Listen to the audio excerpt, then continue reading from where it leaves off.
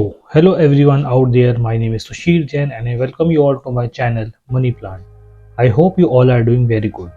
तो दोस्तों आज की वीडियो में मैं आपको बताने वाला हूँ कि जो हमारा न्यू पेंशन स्कीम सिस्टम जो गवर्नमेंट ने लॉन्च किया था उसमें मतलब क्या कुछ आपका कवर्ड रहता है। जैसे मैं इसको आपको फुल जैसे पैराग्राफ वाइज तो एक्सप्लेन नहीं करूँ क्योंकि काफ़ी लंबा टॉपिक हो जाएगा। मैं आपको बस जो एनपीएस के बारे में एक ब्रीफ में आपको समझाना चाहूँगा। तो उसके लिए मैंने कुछ 10-12 पॉइंट्स निकाले हैं, तो हम इसको पॉइंट्स के थ्रू समझने की कोशिश करते हैं कि एनपीएस कब चालू हुआ, कौन कौन इसमें कवर्ड होता है, कौन कवर्ड नहीं होता, कितना कंट्रीब्यूशन होता है एक्सेट्रा। हम इस वीडियो में इन सब चीज़ों के बारे में बात करने वाले हैं। तो चलिए वीडियो को स्टार्ट करते हैं। तो एनपीएस का मतलब होता है न्यू पेंशन स्कीम या फिर नेशनल पेंशन सिस्टम। इसको सेंट्रल गवर्नमेंट द्वारा स्टार्ट किया गया था 1 जनवरी 2004 को, जिसमें आपके सभी सेंट्रल गवर्नमेंट के एम्प्लॉयज़ कवर्ड होंगे excluding the armed forces. And इसको पब्लिक के लिए ओपन किया गया आपके 1 मई 2009 को एंड कॉर्पोरेट्स के लिए ओपन किया गया इसको 2011 में। ठीक है, इसमें अब जो पर्सन्स कवर्ड होंगे उनको एक 12 डिजिट का PRAN दिया जाएगा, जिसको हम नाम देंगे परमानेंट रिटायरमेंट अकाउंट नंबर। ठीक है, फिर थर्ड पॉइंट इसमें आता है PFRDA जो है यानी pension fund regulatory and development authority, वो इसको रेगुलेट करेगा एनपीएस को। नेक्स्ट पॉइंट हमारा आता है एनपीएस ट्रस्ट क्रिएटेड। एनपीएस एक प्रकार का ट्रस्ट है जिसको under the trust act create किया जाता है। मैनेज इसको करेगा PFRDA एंड ट्रस्ट जो है रेगुलेट करता है अपने इंटरमीडियरीज को। जो उसमें इंटरमीडियरीज इन्वॉल्व होंगे, जैसे जो उसमें मतलब जैसे जो उसमें फंड संभालने का काम करेंगे, जो उसमें बुक्स ऑफ अकाउंट्स को मेंटेन करने का काम करेंगे, उसको ट्रस्ट करेगा रेगुलेट। फिफ्थ पॉइंट हमारा आता है, फिर इसमें आएगा आपकी सेंट्रल रिकॉर्ड कीपिंग एजेंसीज। मतलब जो इसमें सब चीज़ का आपको रिकॉर्ड मेंटेन करके देंगी वो आपके रहेंगे इसमें CRA। इसमें गवर्नमेंट ने अपॉइंट किया है KFinTech को, प्रोटीन eGovTech को एंड कैम्स को। ये इसमें 3 आपकी सेंट्रल रिकॉर्ड कीपिंग एजेंसीज आ जाएंगी। फिर आता है हमारा ट्रस्टी बैंक। ट्रस्टी बैंक इसमें एक्सिस बैंक को as a trustee bank NPS में अपॉइंट किया गया है। ठीक है, अब बात है इसमें कस्टोडियंस। कस्टोडियन कौन होंगे?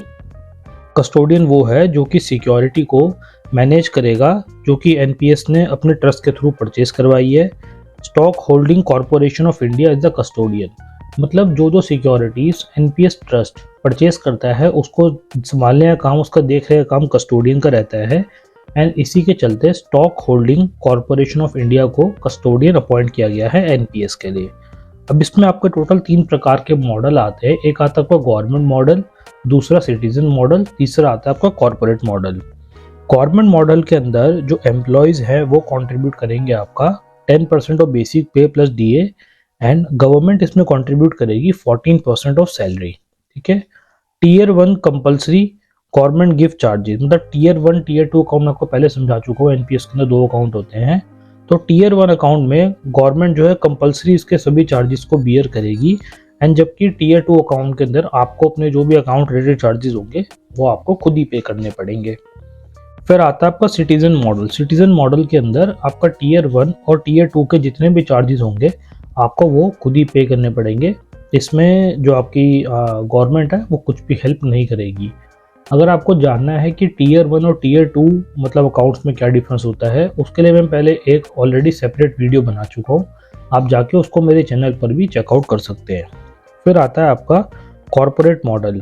कॉर्पोरेट मॉडल जो है आपका सिमिलर है गवर्नमेंट मॉडल के थ्रू, मतलब गवर्नमेंट मॉडल से ही सिमिलर है एक्सेप्ट फॉर कंट्रीब्यूशन। अगर एम्प्लॉयर इसमें स्कीम को चूज करता है तो वो उसको 1 साल बाद चेंज भी करवा सकता है, जबकि गवर्नमेंट मॉडल में जो स्कीम है वो आपके फिक्स ही रहने वाली है, उसको आप चेंज नहीं कर सकते। तो हमारा इन्वेस्टमेंट की लिमिट, अगर हम एनपीएस की बात करके चले तो इसमें आपको 80C plus 80CCC and 80CCD मिला के आपको 1.5 लाख तक की, हमने पहले बताई थी, आपको एग्जेम्पशन मिलती है। एनपीएस में कंट्रीब्यूशन के उसमें आपको इसमें अगर आप सैलरी वाले बंदे नहीं हो तो आपको एग्जेम्पशन मिलेगी 20% of the gross annual income. ठीक है, एंड सैलरी वाले बंदे को उसमें डिडक्शन मिलेगा आपका 10% of basic pay plus DA। But government employees के इसमें 14% की डिडक्शन का प्रावधान दे रखा है। आप अगर एनपीएस में कंट्रीब्यूट करते हैं तो आपको सेक्शन 80CCD 1B के अंदर 50,000 रुपीज़ का एडिशनल जो आपका डिडक्शन होता है वो भी इसमें देखने को मिलेगा। आप अपने एनपीएस अकाउंट से पार्शियल फंड्स को विड्रॉ कर सकते हैं अगर आप कम से कम 3 ईयर्स के सर्विस में हैं। 25% आप उसका पार्शियल पैसा विड्रॉ कर सकते हैं, बट शर्त यह है कि आपने एटलीस्ट 3 ईयर की सर्विस पूरी करी हो। एंड आप जो अमाउंट विड्रॉ करेंगे उस पर आपको कोई भी टैक्स देने की भी ज़रूरत नहीं है। जब आपका मतलब इसका एनपीएस का टेन्योर कंप्लीट हो जाएगा, जब आपकी मैच्योरिटी आएगी, तो 60% जो पैसा आएगा इसको तो आप इन कैश अपने साथ अपने घर लेके जा सकते हैं। बाकी जो 40% पैसा बचेगा उससे आपको जो एन्यूटी मतलब जो पेंशन प्लान्स होते हैं लाइफ एन्यूटी वाले, वो आपको कंपलसरी परचेज करने ही पड़ेंगे।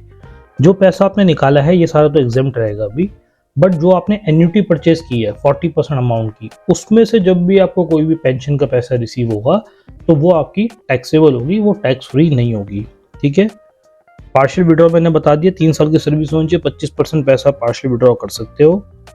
ठीक है, तो गाइज यही था एक एनपीएस के बारे में। आपको मैंने मोटा मोटा एक आइडिया दे दिया कि आपका न्यू पेंशन सिस्टम या फिर नेशनल पेंशन सिस्टम क्या कुछ होता है।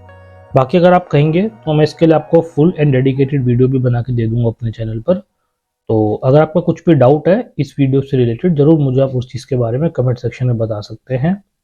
एंड इसी प्रकार की इन्फॉर्मेटिव वीडियोस के लिए बने रहिएगा मेरे चैनल मनी प्लांट के साथ। Thank you so much.